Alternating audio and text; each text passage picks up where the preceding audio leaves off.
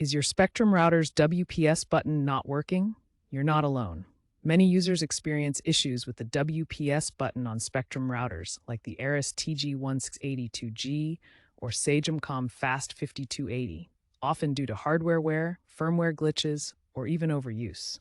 While the WPS button is meant to simplify connecting devices, its failure doesn't mean you're out of options. We'll show you how to bypass the physical button using the PIN method and the router's admin page. Note that due to security vulnerabilities, WPS is becoming less common and may be disabled by default on newer routers or after firmware updates.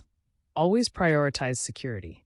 WPS is susceptible to PIN cracking, and experts recommend protocols like WPA3 for long-term security.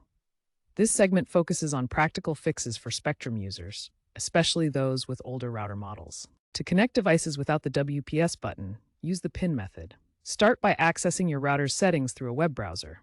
Type 192.168.0.1 or 192.168.1.1 into the address bar. The default login is often admin for both username and password. Check your router's documentation if that doesn't work.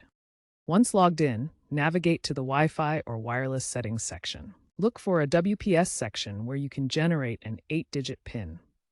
Enter this PIN on the device you're trying to connect when prompted. If the PIN method fails, manually configure the Wi-Fi connection on your device using the Wi-Fi password. This is generally the most secure method. Keep your router's firmware updated through Spectrum's app or website, as updates often contain bug fixes and security patches. If all else fails, contact Spectrum support for assistance. They may be able to remotely diagnose or reset the device.